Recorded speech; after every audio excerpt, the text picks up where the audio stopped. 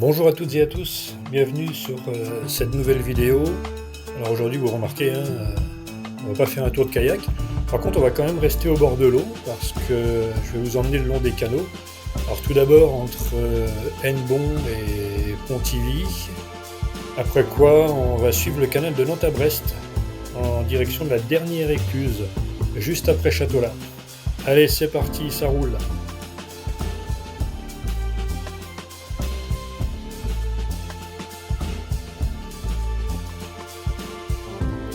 Alors normalement j'aurais dû partir le lundi 1er septembre, mais bon la météo n'était vraiment pas belle, il y a eu beaucoup de pluie et aussi beaucoup de vent, vous allez pouvoir le constater.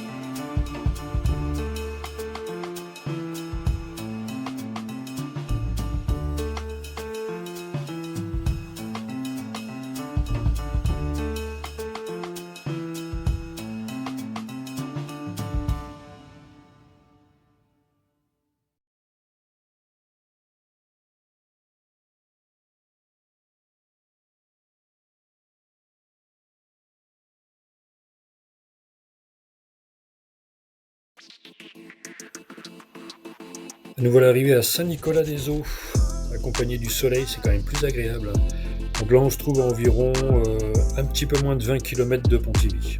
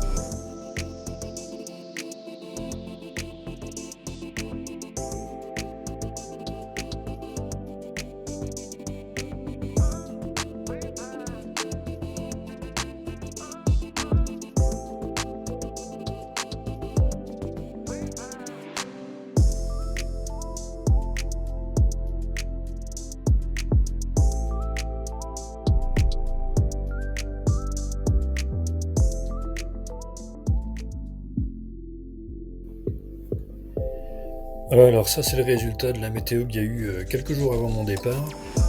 Je sais que par endroits en Bretagne ils ont, je crois, enregistré des vents jusqu'à 120 km/h. Et j'ai eu 3 ou 4 arbres comme ça au milieu de la piste.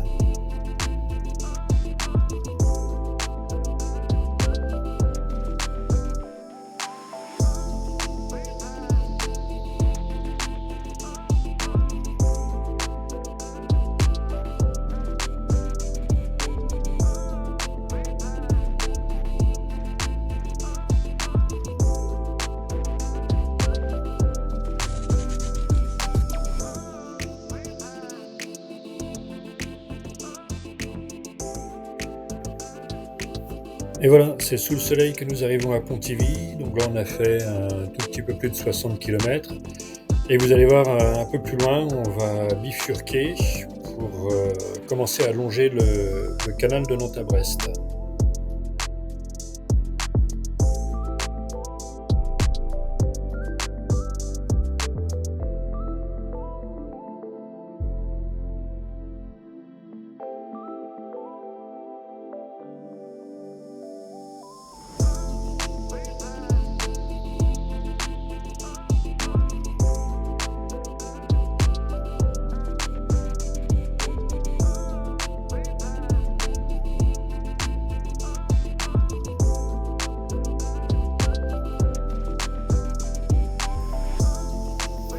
Voilà, donc c'est ici qu'on va commencer à longer le canal de Nantes à Brest, donc à hauteur de Pontivy. Alors si on prend à gauche, et c'est la direction qui nous intéresse, c'est direction Guerre-les-Dents, et donc après Châteaulin, et en prenant à droite, il y a la possibilité de rejoindre Saint-Brieuc via la rigole d'Ilverne, ou encore de partir vers Nantes. Au loin, on distingue l'un des châteaux des Rohan. On va aller le voir d'un peu plus près.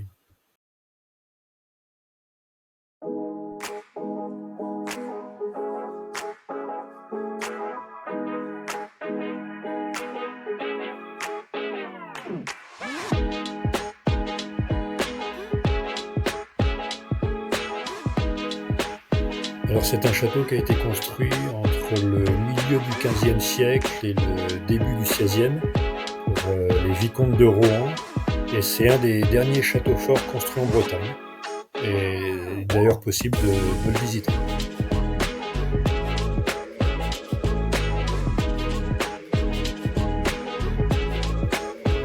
Alors sur la portion du canal qu'on va suivre, il y a de nombreuses maisons éclusières qui sont rénovées et habitées, et parfois joliment décorées comme celle-ci avec toutes ces jardinières, et puis une exposition de photos à l'époque où le canal était encore utilisé dans le cadre du transport de marchandises.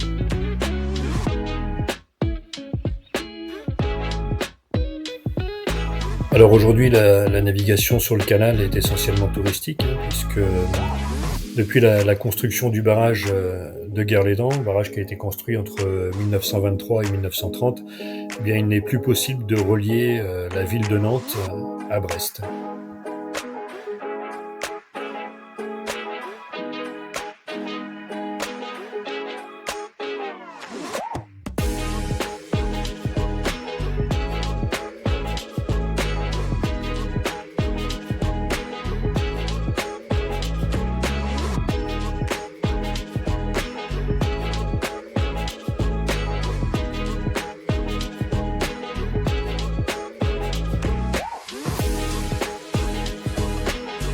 Eh bien le voilà, le barrage de Guerre-les-Dents.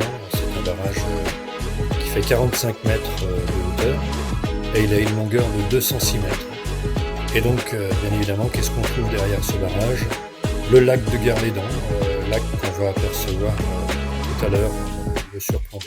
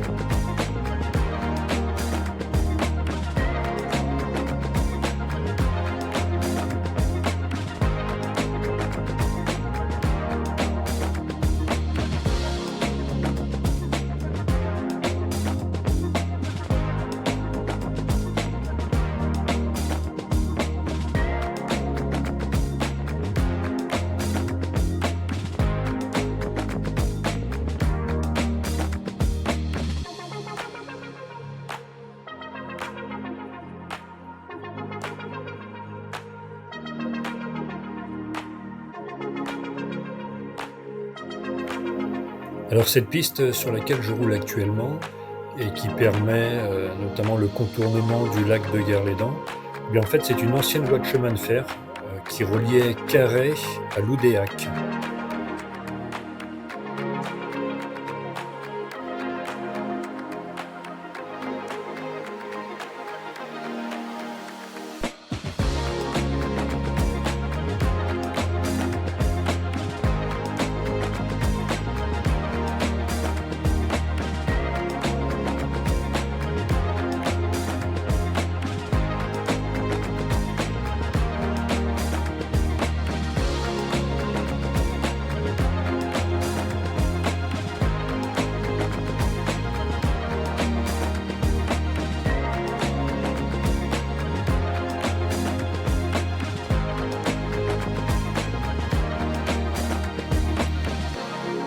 Alors là voilà, je viens de finir le contournement du lac de Guerlédan. Là je redescends, je vais arriver à nouveau le long du canal. Je vais passer au-dessus du canal, tout de suite après, donc je vais tourner à droite pour le longer.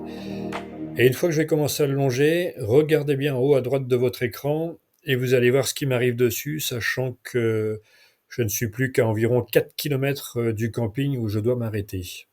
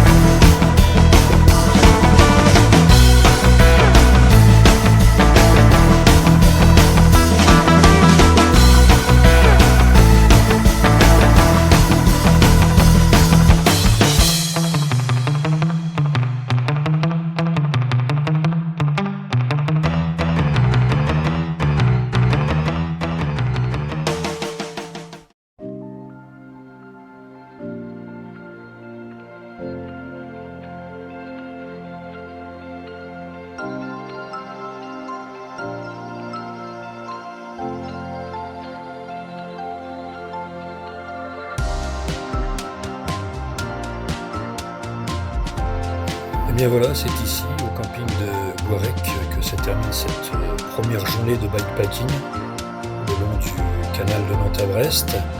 Alors je vais passer une nuit dans une caravane, enfin en fait je vais passer 2 nuits, puisque la dernière nuit, c'est aussi dans ce camping-là que je vais dormir. Et vous allez voir sur les vidéos et les photos à venir, ils louent des caravanes à thème, c'est vraiment sympa. En tout cas, c'est un camping que je recommande, il y a toutes les commodités dont on peut avoir besoin, et puis il y a aussi un accueil vraiment très sympathique. Alors un autre avantage, c'est qu'on se trouve à peine 300 mètres du petit village de Guarec, un village dans lequel vous allez pouvoir trouver une crêperie, il y a aussi un petit restaurant qui fait pizzeria, et puis une petite alimentation.